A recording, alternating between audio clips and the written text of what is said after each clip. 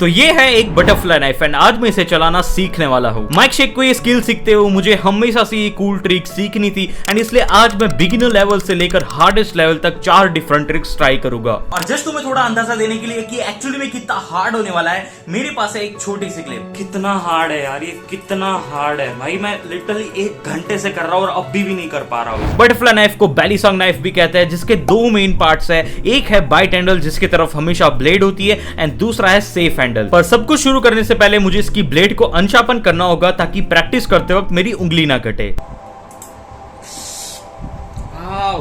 हमारी पहली ट्रिक है व्रिस्ट पास, जो सबसे बेसिक लेवल है पर फाउंडेशन है हमारी नेक्स्ट ट्रिक्स के लिए। ये बहुत ही ज्यादा सिंपल है बिकॉज़ इसमें तुम्हें सबसे पहले नाइफ को ऐसे पकड़ना है एंड फिर उसको सिंपली ओपन करना है, पर मेक श्योर कि तुम इसे सेफ हैंडल से पकड़ो।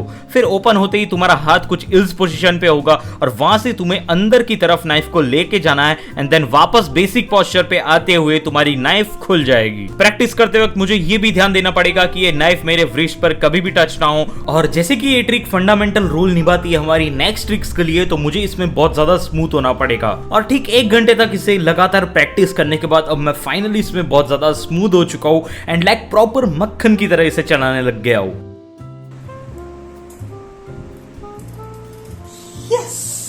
अब बारी है नेक्स्ट ट्रिक की एंड इसका नाम है Y2K। पता नहीं इसका नाम ऐसा क्यों है, पर ये फर्स्ट वाली ट्रिक से थोड़ा सा हार्ड है बिकॉज इसके अंदर मुझे नाइफ को अपने थंब पे रोटेट करवाना है, लाइक पूरा प्रॉपर रोटेट होना चाहिए। इस बार नाइफ को सेफ हैंडल से पकड़कर ट्राई करना है कि पूरी व्रिस्ट को घुमाते हुए मैं इसको अंदर की तरफ पुश करूं एंड उस छोटे से मोमेंटम के जरिए पूरी नाइफ को रोटेट करवाते हुए सिंपली नाइफ को ओपन करूं। नाउ आई नो ये फर्स्ट टाइमर के लिए बहुत ज्यादा हार्ड होगा बिकॉज आज तक मैंने खुद ने भी अपने हाथों पे पैन रोटेट नहीं किया है, प्लस मेरा हाथ इतना ज्यादा मोटा है। और मोटा क्यों है वो मत पूछना, मैंने इस ट्रिक के लिए थोड़ी ट्यूटोरियल्स भी देखे पर उतना कुछ समझ नहीं आया जब तक मैंने इसे प्रैक्टिस करना शुरू नहीं किया। मुझे ना पहले क्या बोलते हैं, इसको ऐसा करना सीखना पड़ेगा, यहाँ तक पहुंचाना पड़ेगा, कैसे भी करके इसको टाइम लगेगा, यही बहुत हार्ड चीज है। स्टार्टिंग में मैं बहुत बार फेल भी हुआ, पर किसी भी चीज को सीखने के लिए ये बहुत जरूरी भी है। पर सारा फोकस प्रैक्टिस में रख के मैंने इसे भी धीरे धीरे इजी बना दिया था।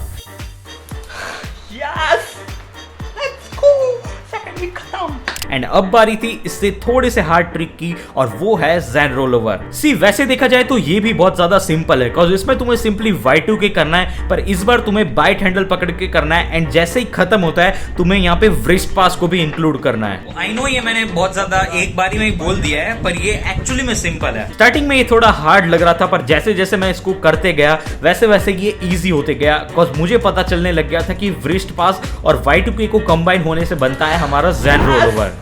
पर जस्ट एज एक्सपेक्टेड नाइफ मेरे हाथ से बार बार गिर रही थी, पर अपने आप में विश्वास रखते हुए इसे कंटिन्यूअसली करने के बाद मैंने फिगर आउट कर लिया था। मुझे सिंपली रोटेशन और एट द एंड व्रिस्ट पास पे ध्यान देना था एंड इसी सिंपल ट्रिक को अपनाते हुए मैंने फाइनली ज़ेन रोल ओवर भी सीख लिया था। यस!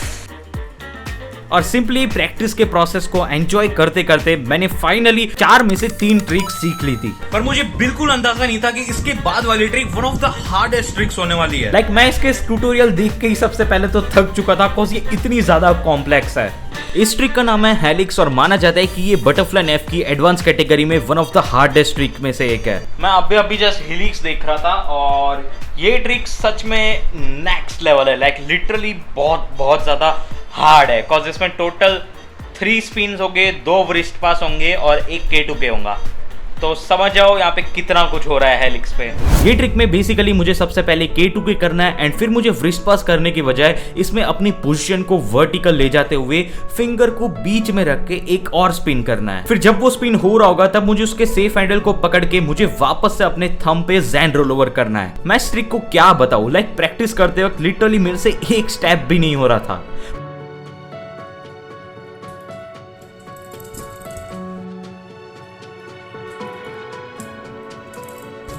पर जैसे जैसे टाइम बढ़ते गया मैं एक स्टेप में स्मूथ होते जा रहा था एंड सून मैं इसे भी परफेक्ट करने लग गया था।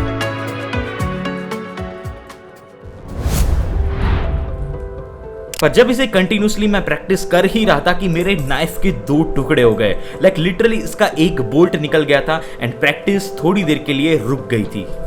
भाई ये टूट गया भाई, ये देख रहे हो, अगर तुम्हें दिख रहा होगा तो मेरे हाथ में एक नेल है ये। पर ये चीज होने से पहले मैं इतना कह सकता हूँ कि मैं इसमें बहुत ज्यादा स्मूथ होने लग गया था, एंड वही चीज थी जो मेरे लिए मैटर करती है। लाइक ऐसे ट्रिक्स को देखना कितना ब्यूटीफुल और सेटिस्फाइंग फील होता है, पर हमें उसके पीछे की प्रैक्टिस के हजारों फेल्स नहीं पता होते। बटरफ्लाई नाइफ की ऐसी ट्रिक्स हमें याद दिलाती है उन छोटी छोटी चीजों में एंजॉयमेंट ढूंढने की। जैसे जब हम छोटे थे तब उन आवाज वाली चप्पल से हम इतना खुश होते थे, फिर जैसे ही हम और बड़े हुए हमें उन गोल मटोल फिडजेट स्पिनर ने हमको खुशी दी। पर इससे हमें ये सीख मिलती है कि लाइफ में तुम्हारे ही आसपास कुछ ऐसी चीजों से भी अगर तुम्हें खुशी मिलती है तो क्यों ना हम उसे अप्रिशिएट करें और कुछ अलग सीखे। और इसी राह को ढूंढते ढूंढते तुम्हें हेलिक्स जैसी कॉम्प्लेक्स ट्रिक्स भी सामने मिलेगी। पर तब मैं तुम्हें सिर्फ एक चीज कहूंगा और वही इस कहानी का मोरल है। There is a saying कि practice makes the man perfect, but I wanna add something more in it. I say it as a practice makes the man perfect until you are willing to tolerate the failures and still not give up. Let's go. And I think यही कारण है मेरे उन मोटे हाथों का।